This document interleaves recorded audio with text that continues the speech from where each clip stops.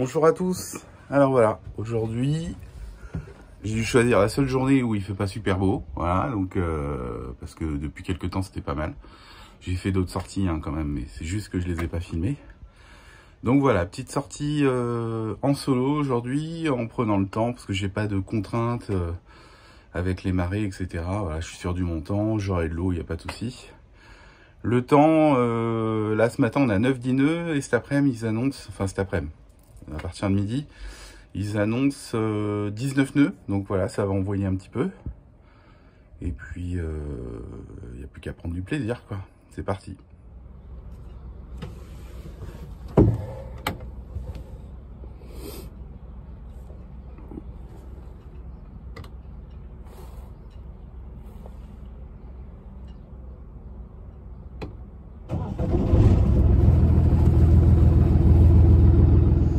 Là, pour expliquer un petit peu la technique pour désamarrer, donc j'ai le vent qui me pousse le nez sur le quai, donc j'ai retiré la garde. Comme ça, le nez du bateau vient s'appuyer sur le quai. Donc à partir de ce moment-là, il bouge plus. S'il fallait, je mettrais un coup de marche avant, mais là, il n'y a même pas besoin. À l'arrière, ici, voilà, j'ai une petite amarre qui me sert juste pour ça, juste pour les départs ou les arrivées, en fait, que je passe au winch. Ça va être la dernière que je vais larguer. Vous voyez, elle va être très rapide à larguer. Et comme ça, en attendant, je vais pouvoir retirer, voilà, la pointe arrière, ici, et puis les pointes avant. Et puis, c'est parti.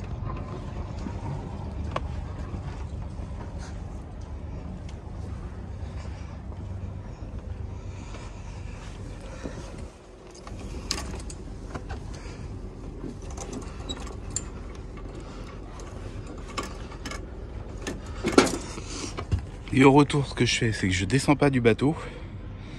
En fait, je prends la gaffe et j'attrape les amarres sur le ponton avec la gaffe. Comme ça, si jamais le bateau se rééloigne ou quoi, je suis sur le bateau pour le manœuvrer, quoi. Donc voilà, je les pose bien de manière à pouvoir les récupérer assez simplement. Là, voilà, je suis toujours sur le bumper.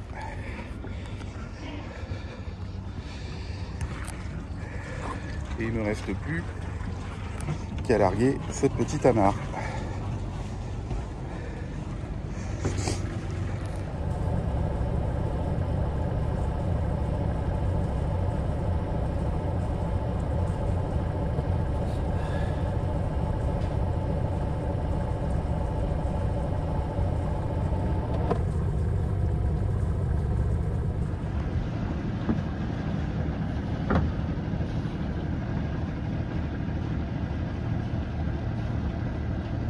Voilà, donc je sors de ma panne en marche arrière parce qu'elle est franchement étroite par rapport à la taille de mon bateau. Et j'ai un pas qui tire à gauche en arrière, donc quand je recule, même si je touche pas à la barre, de toute façon j'ai le cul qui part arrière, enfin à bâbord. Du coup, le plus simple, voire même le seul truc qui est possible, c'est de sortir comme j'ai fait, c'est-à-dire de sortir en marche arrière et de faire demi-tour plus loin, là où il y a de la place, et une fois que le bateau a de l'air.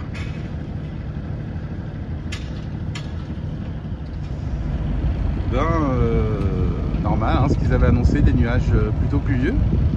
Là, je suis super content parce que j'ai un monsieur ici là, hop, qui m'a salué, qui m'a dit, alors je pense qu'il sera content de voir son bateau en vidéo, voilà, parce qu'on n'a pas souvent l'occasion de l'avoir par l'extérieur, le bateau, et qui m'a fait un retour en me disant ouais, super les vidéos. Donc c'est la première fois que j'ai un retour en direct au Port d'Orient, donc ça fait plaisir, c'est cool, et puis ça encourage à continuer, voilà, et puis c'est sympa. Allez, c'est parti. Bon, alors c'est très léger pour le moment. J'ai 6 nœuds de vent réel,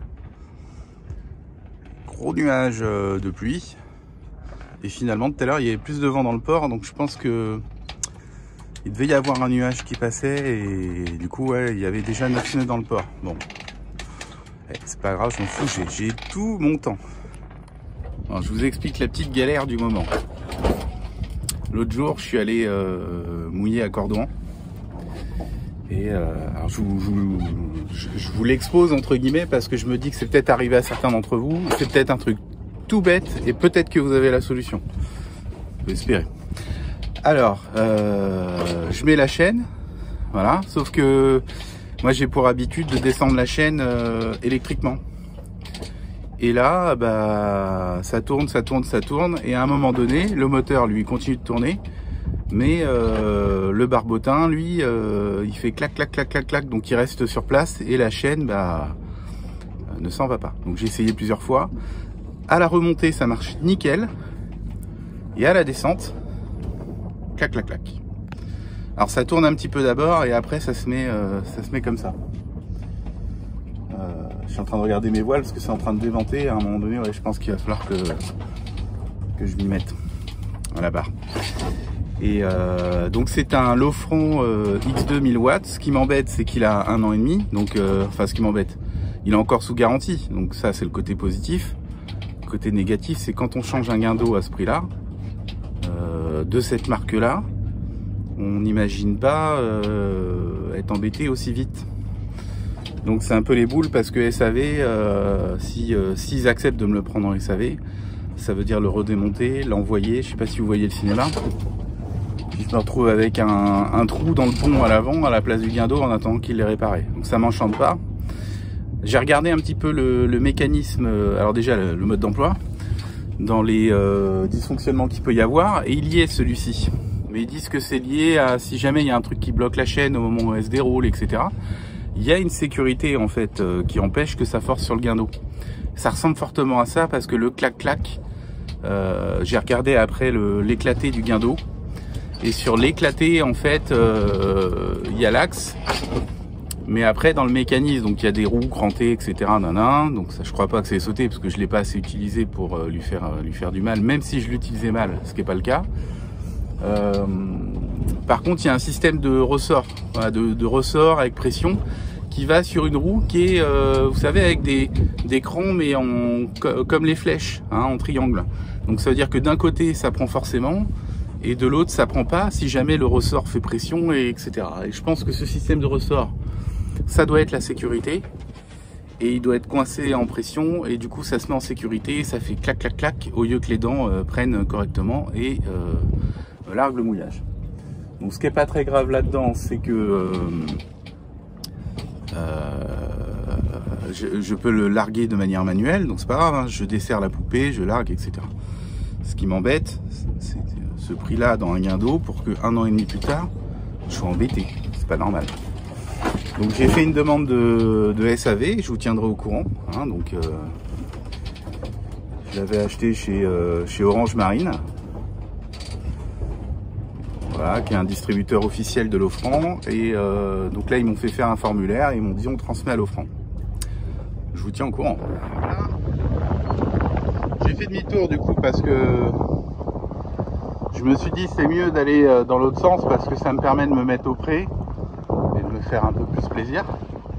Et le vent est monté d'un coup à 14-15 nœuds alors que tout à l'heure j'avais 6 nœuds. Avec les nuages qu'on entoure, forcément, on peut être amené à se poser des questions. Moi je m'en pose en tout cas. J'espère que je vais pas me prendre des grosses rafales dans la tronche. Voilà. Bon, en attendant, c'est cool. Non mais regardez-moi ce nuage, pas beau, pas beau. C'est tout noir. Enfin, c'est noir. C'est gris flotte quoi. Voilà. C'est pas mal. Hein. Ça s'est plutôt stabilisé autour de 11-12 nœuds pour le moment. Et là, c'est tout cool. Tout cool, mais ça avance quand même. Ça avance quand même.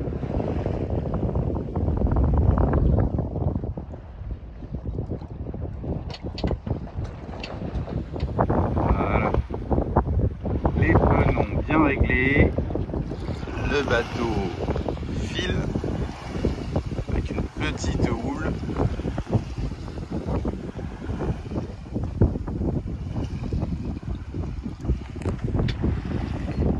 Le vent est assez changeant. Je pense que tout à l'heure il va s'établir. Parce que là il est un peu changeant et en force et en direction. Voilà. Plus ça va, plus il refuse.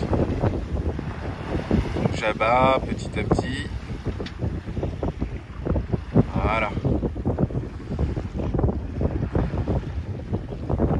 Là on est pas mal du tout comme ça là. Voilà. Je suis juste obligé, je peux pas abattre plus parce que en dessous là, j'ai la bouée vert terrain et ici, je sais pas si vous le voyez là, à droite, une toute petite bouée avec un drapeau dessus et en fait c'est un houlographe, houlomètre, je sais plus, enfin bref. Ça mesure la houle et ça donne aussi la température de l'eau. Voilà, c'est parti, je vais prendre une rafale. Je vais me faire arracher là. Allez, je vais m'occuper du bateau encore plus près, cette petite bouée là. Donc bon, si on sait qu'elle est là, on la trouve. Mais j'imagine pour le touriste qui ne sait pas où il y a cette bouée, il se focalise sur celle-ci à côté et il peut louper celle-là ou la voir au dernier moment. Voilà, je suis bien réglé, c'est top. Top, top, top. Le ciel s'éclaircit. Clairement, parce que tout à l'heure, là, ce que je filmais, c'était là-bas. Ah, on voit clairement la différence. Donc c'est cool. C'est cool, c'est cool. Ça s'éclaircit. Mes voiles sont bien réglées. Le bateau avance bien. Eh ben, il me reste plus qu'à me faire couler un café. C'est parti. Voilà, bon, j'ai encore de l'eau.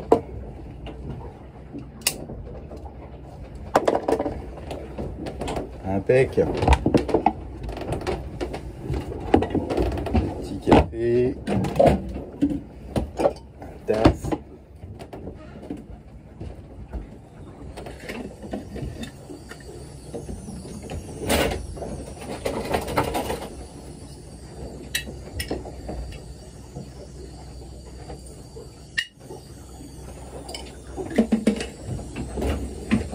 Là. Bon, pour les petites nouvelles, je pense que je devrais être amené à faire d'autres vidéos bientôt. Je surveille en même temps par les hublots quand même. Voilà. Ok. Donc, dans quelques jours, si la météo me barre pas le chemin, si c'est ok, je devrais partir sur Oléron.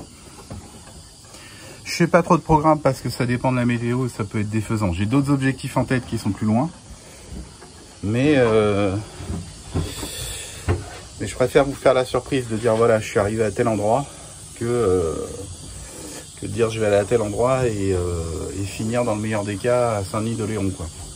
Déjà bien, hein, c'est une nappe de 10 heures ou 12 en fonction des conditions pour mon bateau. Peut-être qu'ils vont plus vite, hein, mais bon, c'est pas le cas. Un bateau, c'est pas un bateau de régate, c'est un bateau croisière, hein, cool. Bon, j'ai jeté un œil d'or. Petit tour d'horizon. Rien derrière, ça j'étais pas trop inquiet. Devant il y a un voilier, mais lui je l'avais bien en ligne. Tac. Bon. Impec. Alors. Là. J'en étais où? Ouais. Il disait que je vais partir et donc je devrais être amené à pouvoir vous faire, je l'espère, de belles images. Allez, café. Les conditions sont top. Hein. On va faire un tour à l'avant. Hop. Voilà.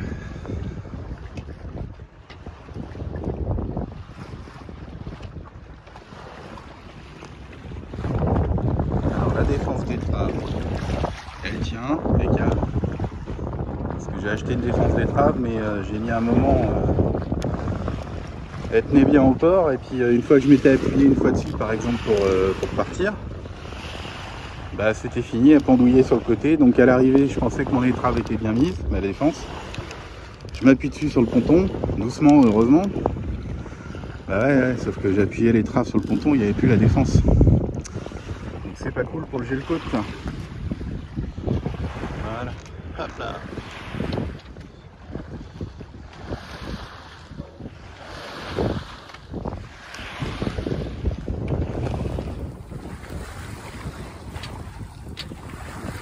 Petite houle, des petites frisées, au top. Ça va bien. Alors, j'essaie de lire. Là, c'est le gros cargo là. J'essaie de lire là où il va aller, mais c'est dur à voir parce que j'ai sa verte. Pour lui, elle est à tribord, hein, vu qu'il rentre dans le chenal, voilà, qui est devant le bateau de pêche là. Et la rouge, elle est sur la côte. Donc je suis plutôt sur le côté du chenal, mais voilà, pour le moment c'est dur à lire. Voilà. Dur à lire.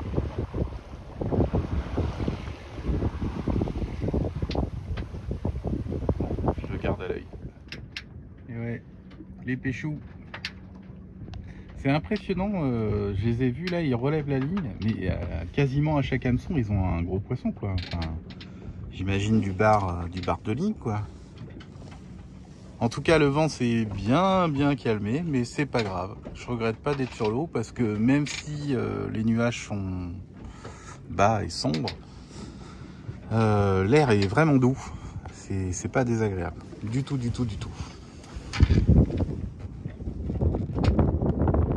Petite arrivée sous voile, tranquille. Surprenant parce qu'aujourd'hui le vent n'est pas c'est vraiment apparent parce que le speedo marche pas. Mais 8-9 nœuds, j'avance bien, enfin bien, j'avance grosso modo à 4 nœuds, autour des 4 nœuds. Bon, 8-9 nœuds de vent, nickel. Bon bah ça aurait été une sortie très agréable. Allez, il me reste à tout affaler et arriver au bas.